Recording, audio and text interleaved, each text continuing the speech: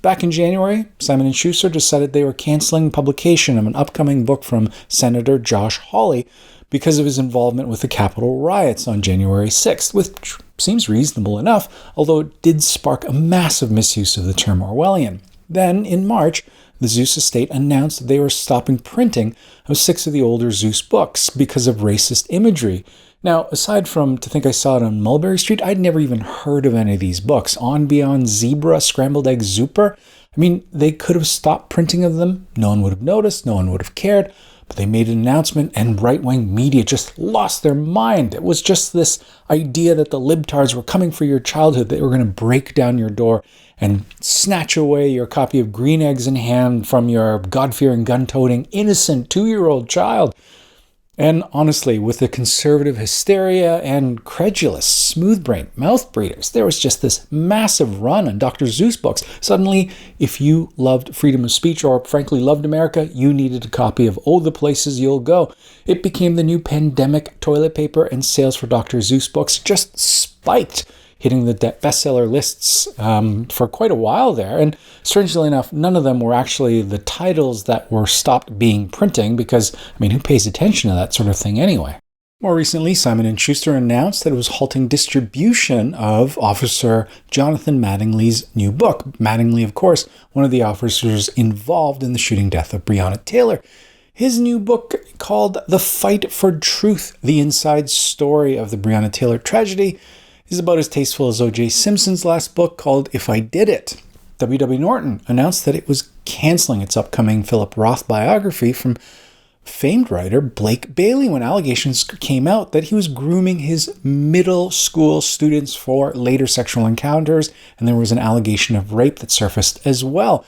And Simon & Schuster, again in hot water with its employees protesting the upcoming release of a Michael Pence book. And of course, this sparked all the sort of usual talking points where this is censorship, this is impinging on people's freedom of speech, that this is silencing them, and it's cancel culture run amok. And maybe some more reasoned, wishy-washy sort of corporate speak from Simon & Schuster saying, well, we can't always publish books that we always love, and we're still committed to a wide diversity of voices and perspectives. All this leads to an article from the Washington Post's book critic, Ron Charles, who eloquently explains that perhaps publishing houses don't understand what it means to have a diverse workforce, that more than just having a Benetton ad appear in the office, this is inviting a wider spectrum of insight, of lived experience and ideals, and giving them the power to act on them. And all of this is in response to a long history where publishing editors and executives comprise mostly of white men, or even more narrowly focused upper-class, Ivy League educated, supremely privileged white men who could decide what does and does not get published, were the final arbiters of what is considered valid, important, or entertaining. Now, make no mistake, there's still a lot of work to be done in the publishing industry, but the inclusion of more diverse voices means taking a harder stance on what is acceptable, and that working for an organization, they don't want to be part of one that is actively promoting books from racist, homophobes, misogynist, murderers, and rapists. Entirely reasonable to think that books exist in a vacuum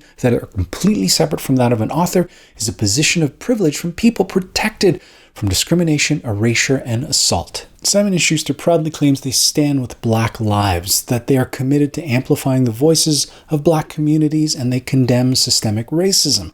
And so the workers at Simon & Schuster want to hold them to that account, which means not promoting or publishing books from authors that fly in the face of those ideals, and instead championing new voices.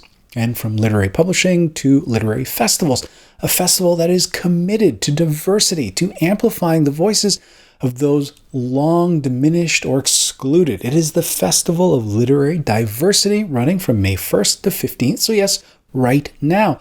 Available online at thefoldcanada.org. Tickets for the entire festival, the full 15 days, over 40 events, is only $39 Canadian, which, if my math is correct, is about the cost of a large coffee in American dollars. And even better, if you use the code POP10, you get an additional discount. And yes, you may have missed some of the events, but all the events are recorded and available for watching on demand. So check in, get your tickets whenever, and see some of the content that's available there. And this festival has a real commitment to diversity and intersectionality with well over 100 different speakers, many of which I've talked about on this channel before, including Indigenous author Eden Robinson talking about the last book in her Trickster trilogy. We have author Thomas King premiering his latest novel, Sufferance, Giller Award-winning author and poet Ian Williams talking about his literary career and his writing process, as well as my personal fave, Francesca Equiazzi, author of Butter, Honey, Pig Bread, of course, talking about place and belonging. Now, I admit, a large part of going to literary festivals is the author meet and greet and book signing at the end. And yes, I suck at that. Generally, I spend the entire time in line just going over in my head what it is that I'm going to talk to the author about. It can't be too long because there's all these people behind me, but I want to announce that I read the book, that it spoke to me, that I understood it without going into a scholarly dive or resorting to cliches like, where do you get your ideas from? And by the time I get to the front of the line, I'm drawing a complete blank. I'm sitting there stunned and I'm just like, oh, I really like your book.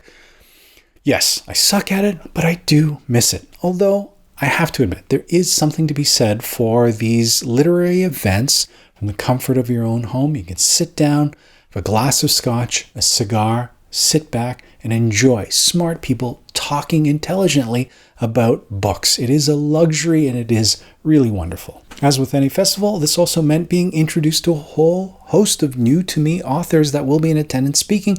This year was no different. I was introduced to a ton of great reads that I picked up and read before the festival itself, including Ring Shout by P. Jelly Clark, who is the nom de plume of one Dexter Gabriel, who has a doctorate in history and brings that history to bear on this really propulsive, short novella that just starts in strong. We're introduced to our trio of protagonists here. It's 1922 in Macon, Georgia. They're on a rooftop hunting monsters. You have Maurice Boudreau, the holder of a mystic sword that calls and sings to the souls of the long dead and enslaved, the chiefs that sold these men into slavery, and powerful ancient African gods. You have Chef, an explosive expert that fought with the Harlem Hellfighters in World War II, and Sadie, their sharpshooter with their trusted Winchester. Now, there are fighting Ku Kluxes, which look like regular people to everybody else, but they can see past that. They are fearsome monsters with pointed heads, pale skin, long, sharp claws, powerful muscles. And from that really just propulsive beginning all the way to its apocalyptic final, this thing moves super fast. It's a great, fun read. And then there's the book, You Were Eating an Orange, You Were Naked, by Shun King. And despite the fact that it name drops Goethe, Nietzsche, Judith Butler, Ai Weiwei, Mo Yen, is inspired by the films of Wong Kar-wai and is written as part of a master's thesis, avoids coming off as entirely pretentious, which doesn't mean it isn't a challenging read. It is about a translator traveling the world with his girlfriend, having oblique conversations about, the colonialist narrative of Lost in Translation, Meiji-era notions of love, and the economy of Macau. But it's one of those reads that invites a slower, considered reading, but it is well worth the effort. And then there's Saga Boy by Antonio Michael Downing, which is a memoir that talks about him growing up in the sweltering heat of Trinidad, and then at 11, ending up in northern Ontario, in the frigid climes of Sulaka and surrounding area, before eventually coming to my hometown of Kitchener, Ontario. And along the way, he adopts a series of personas like Molasses, Mike Dinja, and John Orpheus as a way to navigate the world and understand his place in it. This is growing up armed with the tools his grandmother in Trinidad gave him, that of storytelling and music. And it is a story about survival, of starting over from scratch over and over again, and finding a way through trauma. This is like a raw, unfiltered memoir that was just such a moving read. And finally, Gutter Child by Jill Richardson, who also is the founder and executive director of the Festival of Literary Diversity. I'm only a third of the way through the book, but I'm enjoying it so far. It's sort of a combination of Terra Nullius meets the Nickel Boys, speculative fiction, where the indigenous gutters are born into a life of enslavement and are committed to paying off a debt they owe the colonizing mainlanders. And so they grow up in schools to be trained to work for the mainlanders itself. So I'm very curious to see what happens with our protagonist Elmina as the story progresses. Of course, there'll be a ton of authors in attendance, along with the ones that I've just talked about, but these are all events focused on me, the reader. Now, if you're a burgeoning author, there's a ton of content here specifically for you. You have the editors of Penguin Random House, HarperCollins, Simon & Schuster. You will learn how to submit a book proposal, how to shop a manuscript, secure an agent, work with independent publishers, build your author brand, learn how to write for Harlequin. All of these sessions will be there over in the 15 days. And honestly, the insight and connections that can be garnered if you are looking to publish something, probably well worth the admission price alone. All right, and there you have it. It is the Festival of Literary Diversity, or the Fold Festival. You can catch it online at thefoldcanada.org. You can use the promo code POP10 to save even more on admission, but honestly, $39 Canadian, it's next to nothing. Well worth it as far as the content that is there. In the meantime, I sit back and I'm waiting to see what's going to happen with Simon & Schuster, who is also looking to publish Kellyanne Conway's latest book. I don't know how that's going to go. That's it for me this week. I hope you all have a great week of reading, and we'll talk to you again soon. Bye.